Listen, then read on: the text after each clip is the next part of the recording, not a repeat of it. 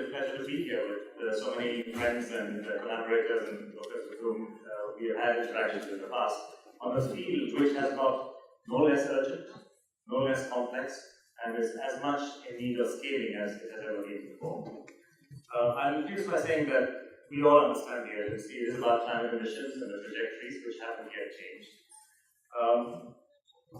I think the complexity needs to be emphasized just to remind ourselves that this is probably one of the most difficult and challenging areas in which we are engaged as humanity. We have to worry about the additionality aspects, about the tiering, the fact that we have to engage communities as well as provinces, as well as nations. We have to recognize the need for financing, but on a nested basis, reward successes whilst not penalizing successes when the next year fails.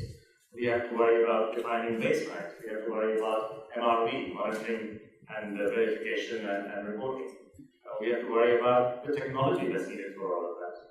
Think about the co-benefits. And by the way, I don't like the term co-benefits because I do not think that community livelihoods are any less or any inferior, nor do I think that biodiversity, as you can imagine, is any less concerning than climate change. So I just use the word with that caveat.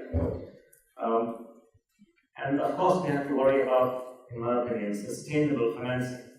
It's delightful here to be with Mr. Almir and to once again congratulate him on his and his country's leadership in financing. But we cannot forever, for the entire scheme of REDD+, keep depending on a few nations and states to provide this. We have to finally take the financing down to where the emissions are from, and the emissions, 3/4 of the economy is private sector. So therefore it is only right that it should be the private sector which provides the financing for this through an appropriate, fair, equitable, and effective mechanism, which is what REDD+ ought to be.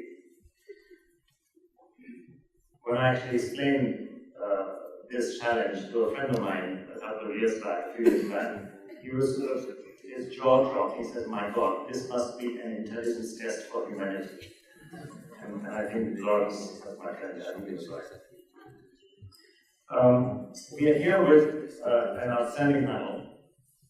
I will introduce them one at a time, but I think they represent the entire swathe of the community, the private sector. I would see myself more as private sector now. The country, it's up here. And without much further ado, I will invite our first panelist, who is the chief of a significant tribe in Brazil, significant in terms of what they have done and achieved. So, Chief Almir Narayamoga Suruí, I invite you to say a few words for our trainers. Boa tarde a todos. Primeiramente, quero agradecer aos organizadores desse importante evento, para que eu possa trazer, então, uma experiência do povo Paité Suruí. Good afternoon, everyone. I'll be translating for Chief Almir. I'll speak in his words. We would like to thank the organizers of this important event and this opportunity to bring the experience of the Suruí people to this audience. Após vários desafios vencidos, a gente está numa nova etapa de desafio. E para nós é uma grande alegria estar aqui falando sobre essa experiência, porque nós entendemos que esse mecanismo realmente pode trazer uma reflexão de consciência verde. So, having overcome several challenges, we're here to meet new challenges and to really talk about this experience and how this mechanism of REDD can bring real benefits to indigenous communities and forests. Não é simplesmente porque verde é bonito, mas o verde pode significar milhares de coisas para o futuro de vida de uma pessoa, vida de um povo e de vida de um mundo. So we're not just talking about green because it's beautiful, but also because of all the benefits that green and the forest bring to people and to our future. Porque últimos anos eu convivi uma discussão que é uma palavra muito bonita, que é sustentabilidade, mas só que ninguém não tinha coragem de colocar essa palavra bonito na prática, de sustentabilidade realmente. Então, REDD para mim significa isso. For many years, I participated in discussions regarding sustainability, which is a beautiful word as well, but very few people really had the courage to put that into practice. And so for us, when we're talking about forests, when we're talking about green, that is the real sustainability. Por isso, aqui ao público também quero agradecer nosso parceiro desse desafio, que é Natura, que venha junto com a gente, acreditando que é possível, sim, criar um novo modelo de desenvolvimento sustentável. And so here I would like to publicly thank our new partner, which is Natura, who together with us believe in this new model to create a real sustainable model for the future. Quando falamos de desenvolvimento sustentável, significa que defendemos, primeiro, qualidade de vida, né? E apoiar realmente a política econômica mais verde, que é o instrumento dessa qualidade de vida que as pessoas precisam para garantir a geração futura. And so when we talk about sustainability, we first of all talk about quality of life and how we can create a green economic model that can sustain our quality of life. E para nós que temos relação importante desse várias de sabedoria, de cultura, de economia, relação com povos, com o meio ambiente, nós povos indígenas é importante. E queremos nesse momento compartilhar esse conhecimento com vocês, né? E por isso a Natura será muito importante para nós, Denise, para conscientizar a empresa privada, como o companheiro tinha falado aqui, que é importante inserir dentro desse processo e o governo nos apoiar em esse tipo de iniciativa na prática. Isso que falta no nosso meio. And so for us as indigenous peoples, the relationship with the forest means sustainability, and this partnership with Natura and Denise, who is here representing Natura, is very important to be able to show the private sector that they can make an investment in this as well, and that we can, as indigenous people, contribute our knowledge in a more sustainable future.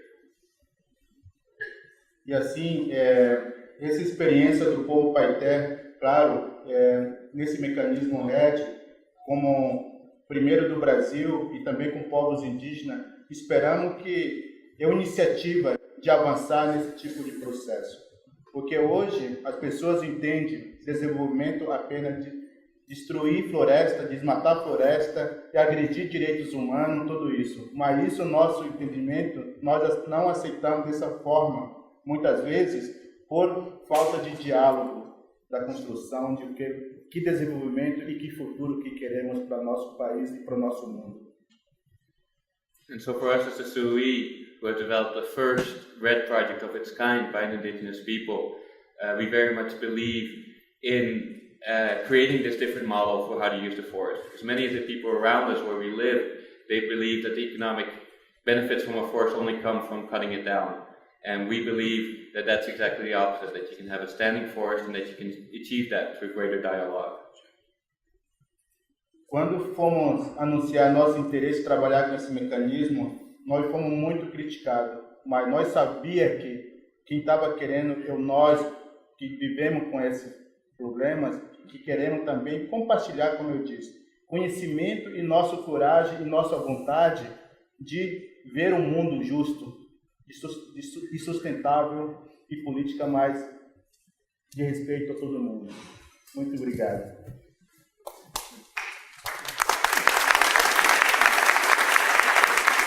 So when we started this initiative, we were very much criticized and people did not believe in actually we would be able to achieve the results that we have. And that's been our priority, is to be able to share our knowledge and our experience with others so that it can be replicated and we create a more just world, a more sustainable world. Thank you very much. Suruí, it's my pleasure to thank you for your wise words. And I think you have reminded us that REDD Plus is actually about the green economy and delivering economic and social benefits, and not just beauty. to the communities which are involved in REDD+. You also mentioned an important point, which is the contribution of the community, not just as a stakeholder, but as a provider of knowledge for the process of REDD+.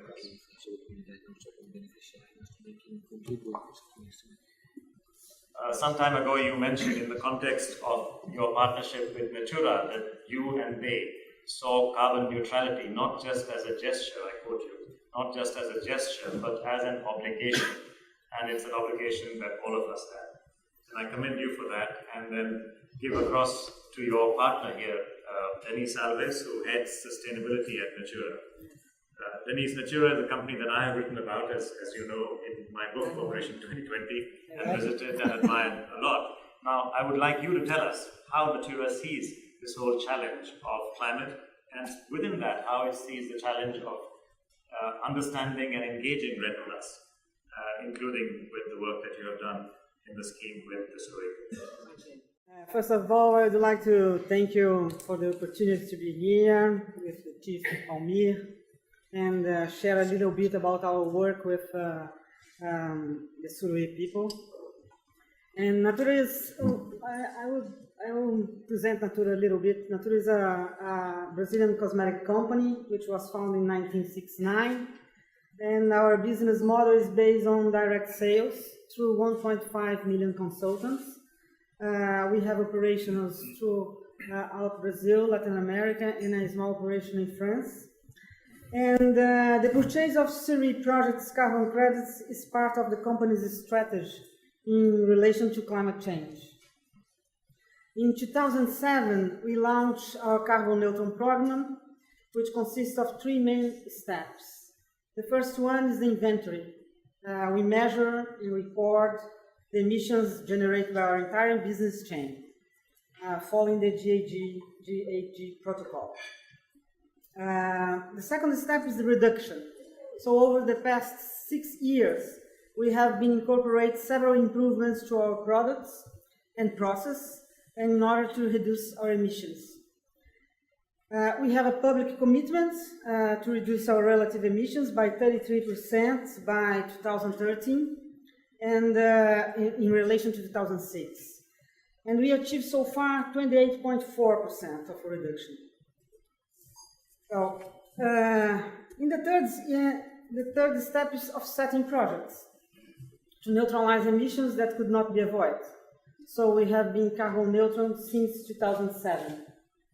And our focus is on forests and renewable energy projects, which are selected in a biennial national open tender process. So far we have 26 projects throughout Brazil and 2 projects, one in Colombia and another one in Peru, 2 projects abroad. And Suruí's project is our first REDD project. We decided to work with this kind of project now because we understand that now we have strong methodologies for measuring carbon credits, and they can be audited by the voluntary market certification standards. And also there are definitions of the main social and environmental safeguards for the communities involved in this kind of projects. The Suruí project has been certified by two very strong certification standards, VCS and CB. And what is important to mention here is that our offsetting projects have been chosen based on whether they have mechanisms to prove the reduction or removal of greenhouse gas emissions, and above all, if they are also capable to produce relevant social and environment benefits such as income generation and biodiversity conservation. And we think that the Suruí project fits completely these requirements because through the selling of carbon credits, it generates funds that will promote the implementation of a management plan for the indigenous lands set in September, which will lead to a biodiversity conservation, the improvement of the community's quality of life, and the recovery of degraded and deforested areas, as well as the strengthening of the indigenous culture. We understand that the insertion of REDD projects in our compensation program is very, very important. It's an important way to contribute to keep the forest standing and this is completely accord to the values of Natura, and it's important also to appreciate the forest people. And this is very important for us, very important for Natura, and very important for Brazil, crucial for Brazil, because we have to take into account that 70% of the Brazilian emissions are related to activities of deforestation. And so, therefore, we want to keep REDD projects in our portfolio, in our compensation program. But as I said before, we will search for projects that, besides bring positive impact for the climate change, will promote social, local benefits, as the Suruí project does. So, that's it. Thank you very much for your attention. Firstly, congratulations. I'm delighted to hear that your 30% target is almost there at 28.4, and it's way before 2050. And I think the example that you have set, working with the Suruí tribe, is probably something that other companies should watch and observe and learn from, because it does hit all of the points. It's the social side, it's the forestry side, it's the benefits to communities, and of course, reduced deforestation.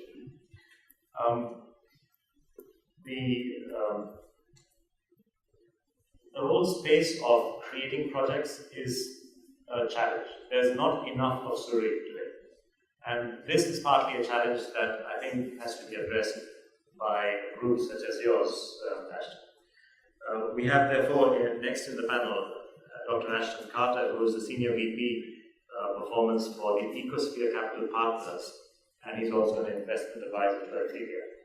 So now, companies such as yours, groups such as yours, are actually in this space in order to be able to originate, structure, and transact the projects and provide the carbon credits to companies.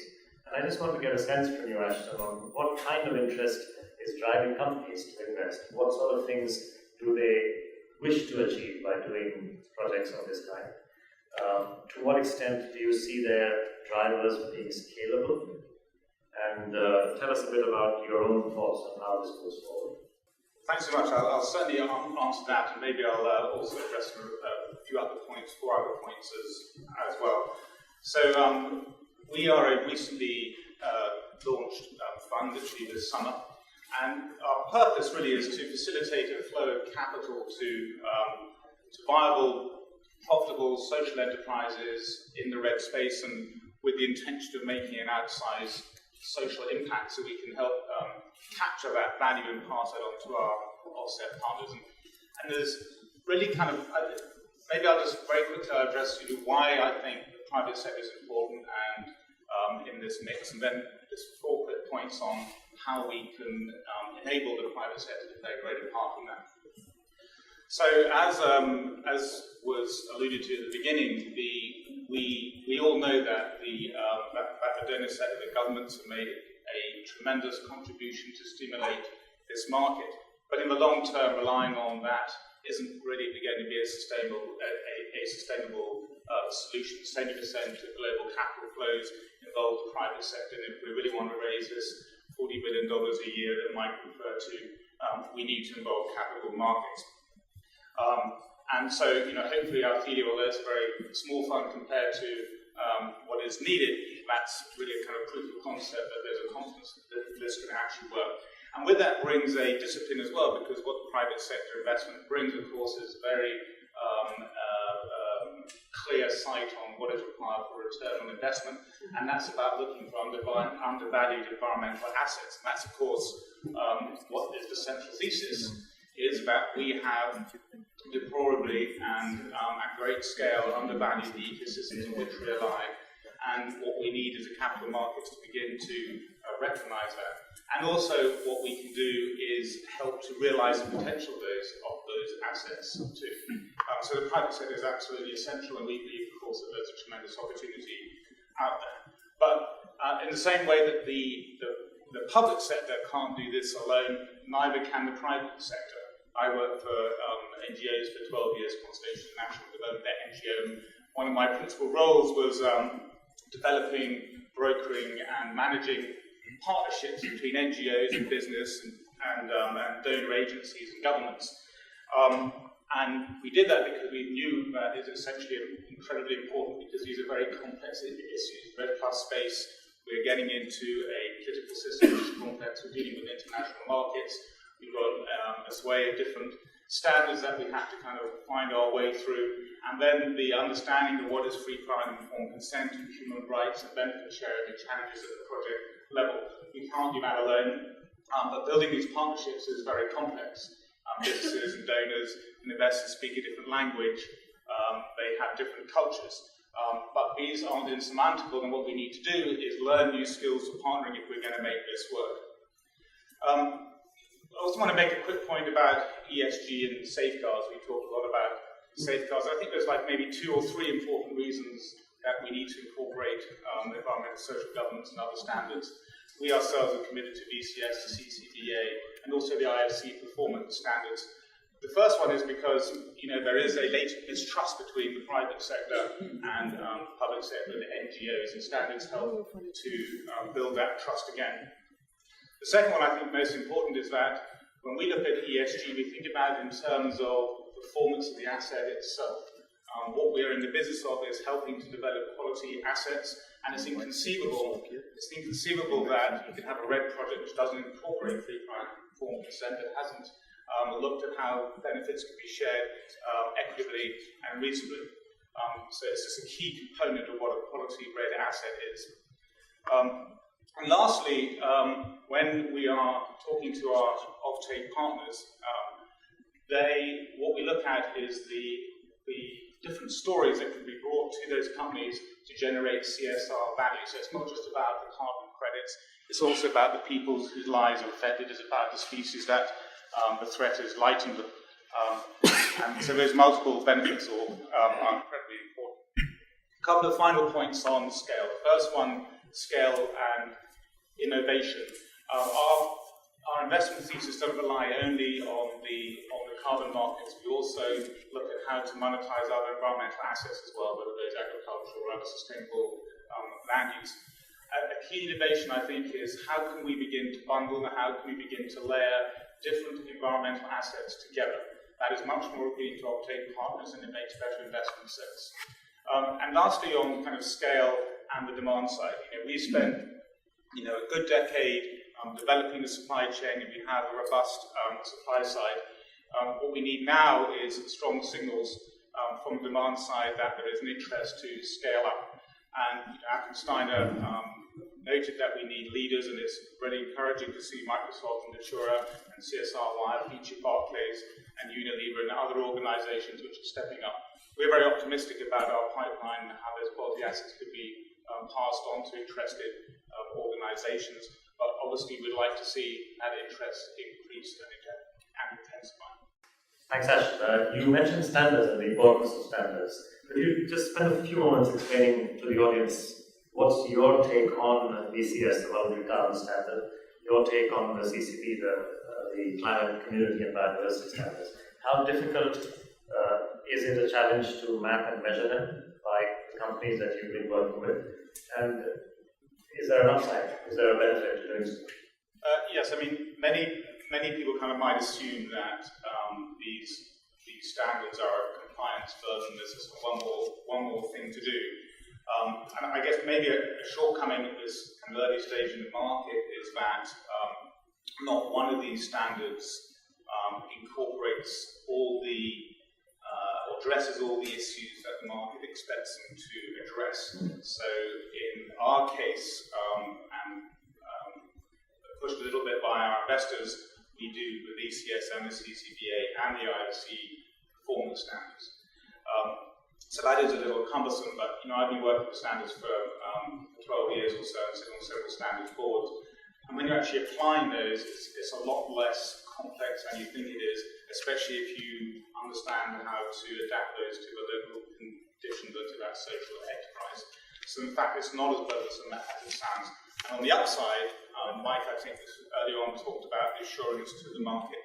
From an investor's point of view and from the off-taker's point of view, they want to ensure that their investment or their contribution to offsetting their carbon footprint is isn't going to be mixed up with any human rights issues. So it's an incredibly important element of modern urbanism, is one might think it is. Thanks, Ash. Among the many companies whom I'm sure will be looking at the kind of projects that you originate and structure and sell will be Microsoft, a giant who's clearly interested in achieving sustainability. So I'm delighted to have TJ here on the panel with us.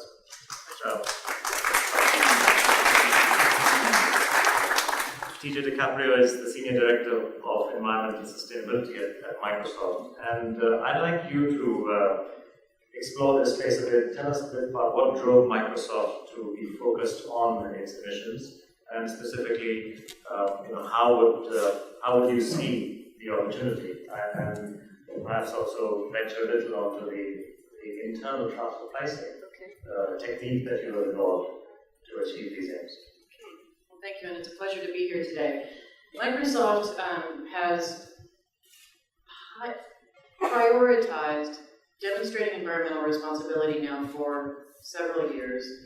And one of the core reasons is that we see how technology is actually part of the problem, meaning the proliferation of devices and the energy consumption, the generation of all of the server farms, etc. And so we take a look at that and say, well, how can technology also be of benefit? How can it help solve the problem? How can it drive efficiency in certain ways? How can technology actually accelerate, really, the low-carbon economy? How can technology help gather the data to meet the standards for these carbon offset projects so we reduce any type of leakage? How can we increase transparency? And so, in that manner, Microsoft is taking a very supportive step forward. And as part of that, getting our own house in order was clearly the first step. So we took the progress in establishing our inventory for carbon emissions and then made a bold move by putting an internal price on carbon. And that really answers the question, where is the money going to come from? We took a look at the type of activities we could drive to reduce our greenhouse gas emissions, and that was certainly through efficiency and becoming lean.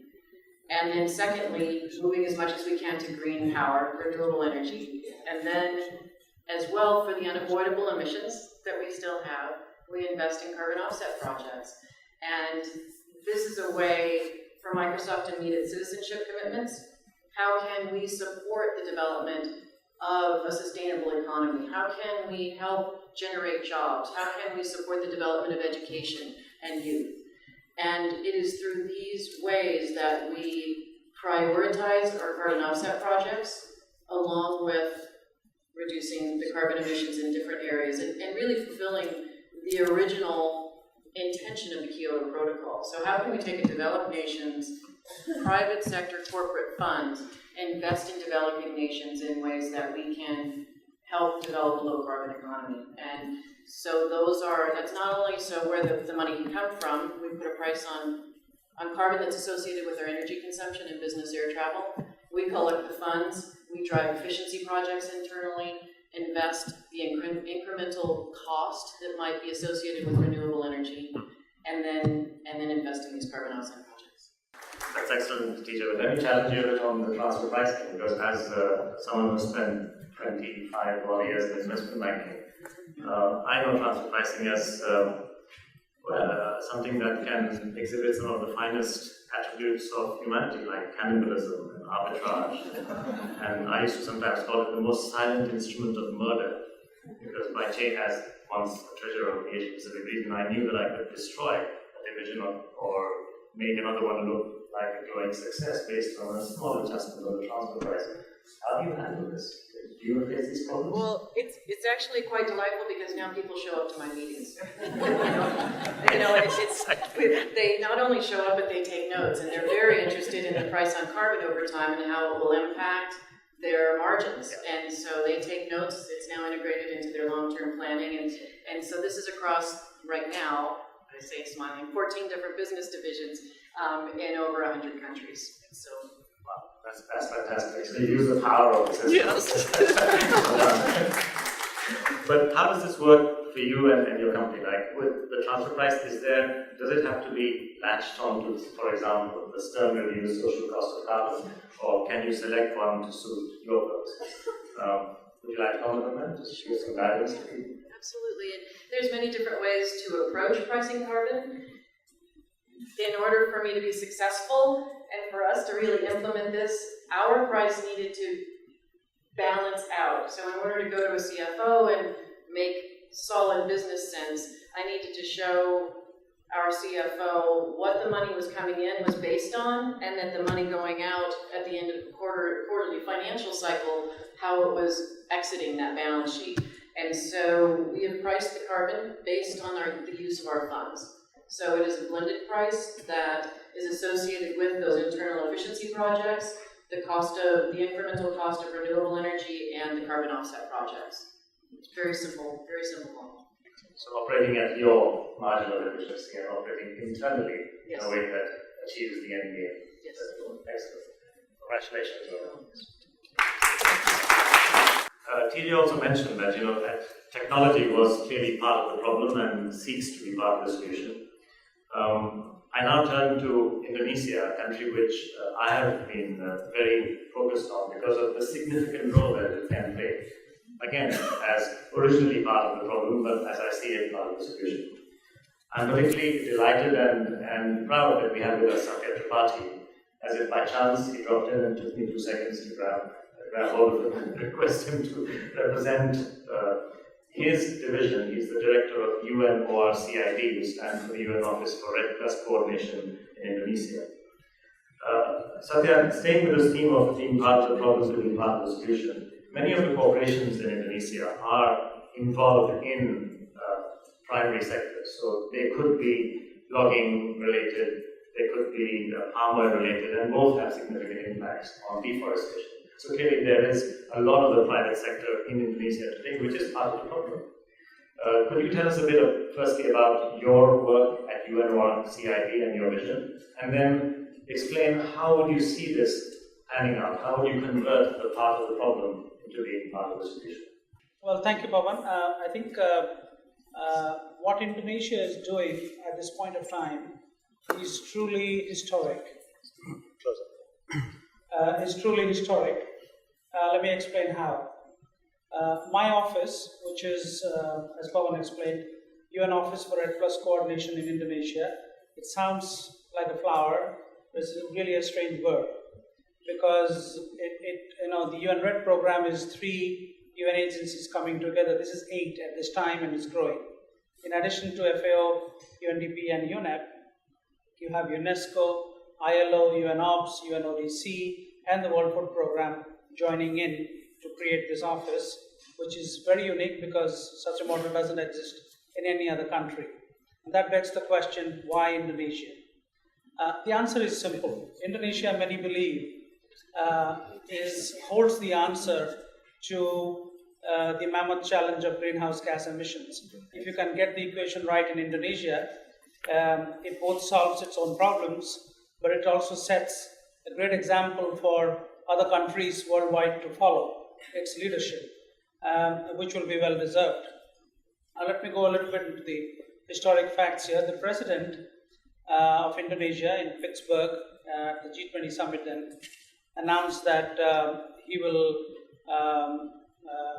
make sure that Indonesia achieves reduction of greenhouse gas emissions by 26% with its own resources and 41% with international support.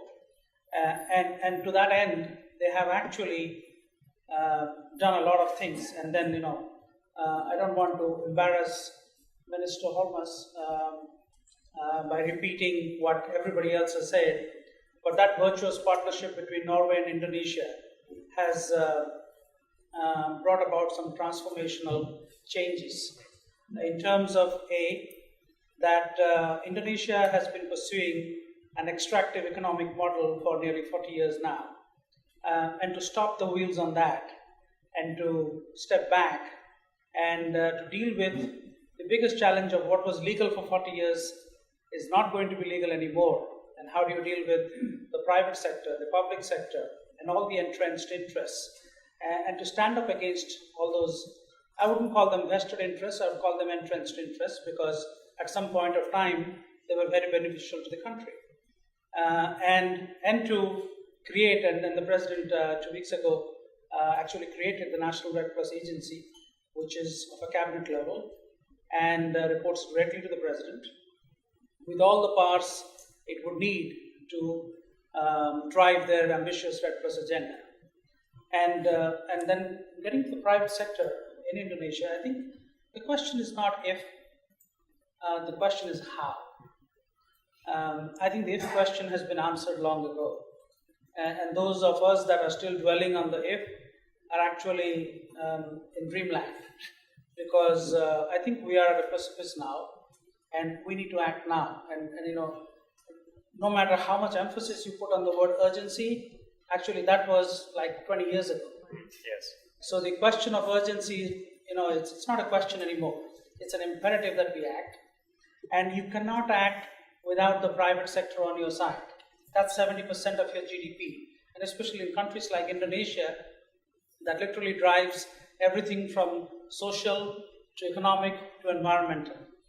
And that is why what is Indonesia doing now is so momentous, that if they can turn the wheel back on the way the development paradigm has been understood in that country, and that is why they deserve commendation, and that's why I thank you for your engagement in Indonesia, working with the Ministry of Planning. And one of the things that they're doing, it's not public yet, but let me share it with you. They're trying to green their national development plan, which is something that no country of the scale of Indonesia has attempted before. To find the indicators that will stand the scrutiny of the best economists in the world, that's something that creating those indicator panels cross-sectoral, to make sure that when you plan, you can really stand up and say, okay, my development plan is now green. I am truly a green economy. They're starting now, it's a good first step, and actually they will need all your help, and all of you in this room and beyond. We would indeed be grateful for your support and your wisdom in driving that process forward. Thank you. Very good to hear that, Sukhdev. I'm reminded of a conference that you and your colleagues had organized in June, in which Paul Coleman, the chairman of Unilever, announced, and I still remember his words, that the aim of his group, the Tropical Forest Alliance, was to have zero deforestation by 2020. We have now here the chairman of one of the main buyers of palm oil saying that's his intention, openly in public. So I was very encouraged to hear that and to see the sort of drive behind it. Are you optimistic about this, not just in Indonesia, but across these sectors? Remember, there is sectors such as rubber, palm oil, and beef, which are all drivers collectively of deforestation. How do you see this panning out sector-wise? I think it's very promising, if I may use that term. Next Monday, we are actually meeting in DC to follow up on the discussions and agreements at the TFA summit that we had in June in Jakarta. And the idea is to get an action plan worked out. Not only Indonesia, but there are representatives from several other countries coming. I've seen names of ministers from Liberia, DRC, and other countries coming. So I think the summit was great, but I think the true test lies in creating that action plan and driving the implementation forward. And I think there lies the promise and the hope. In these last 10 minutes, I'd like to throw the floor open for questions.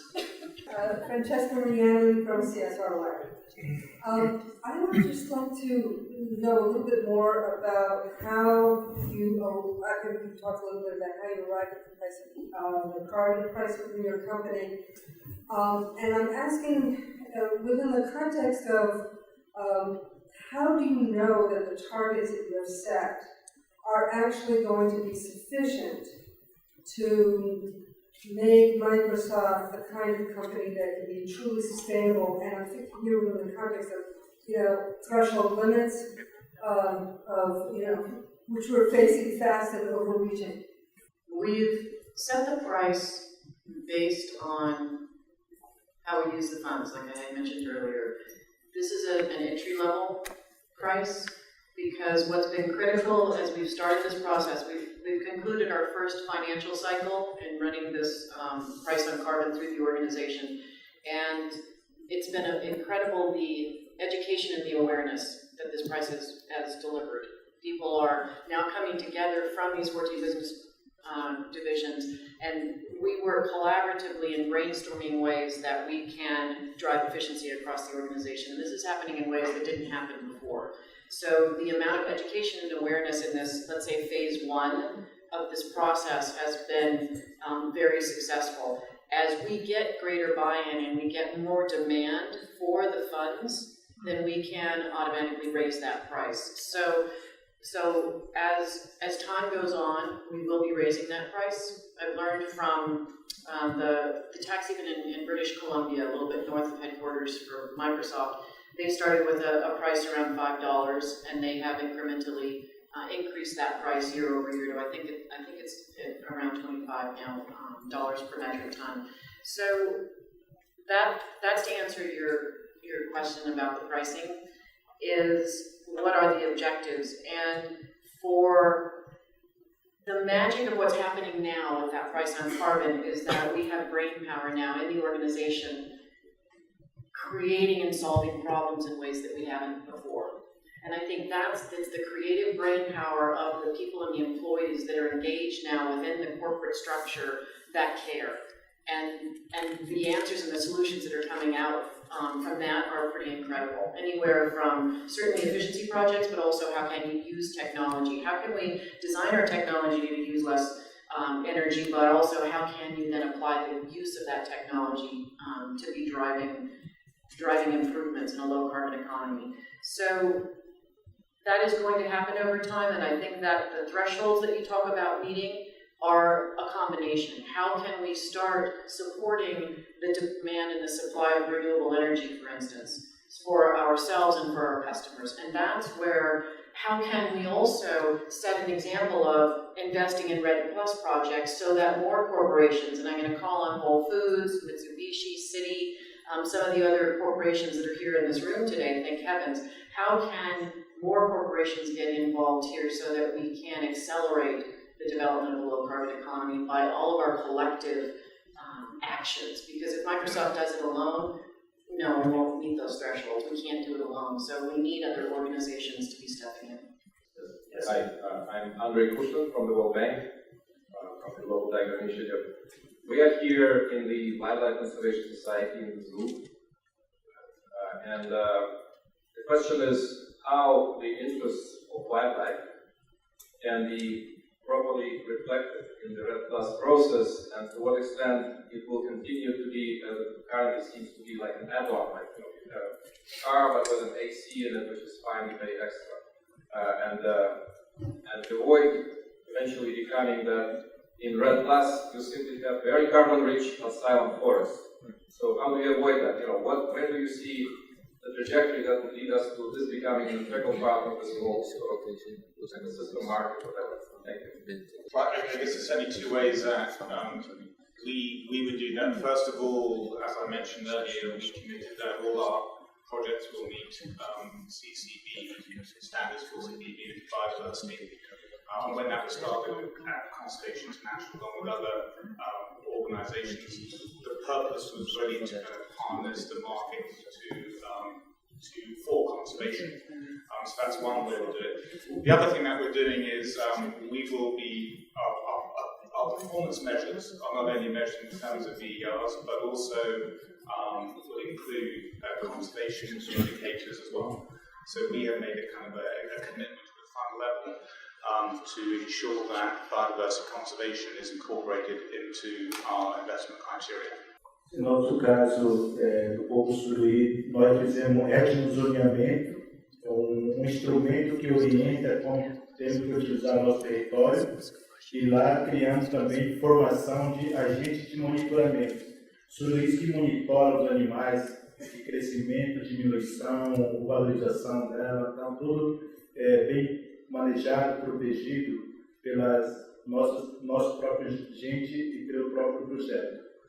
E aproveito dizer também que o benefício desse projeto, nosso povo tem 100% dela, né? E temos ainda mais 130 toneladas à venda do crédito.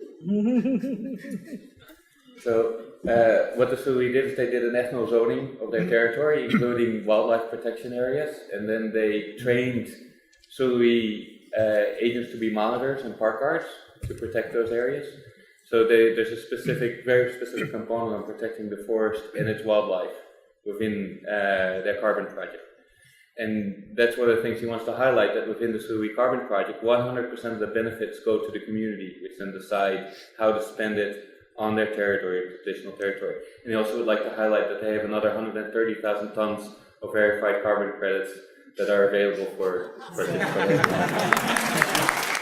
Very quickly, in that biodiversity is a critical component of these investments, and research that Microsoft is investing in now is to develop the programs to analyze where there are threats and how to centralize and turn around that issue, and also a critical component of moving forward with our REDD Plus projects, and listed as another priority. And thank you for that feedback, because we'll promote that more publicly. I think it's very important as an example. Thank you. Thanks very much.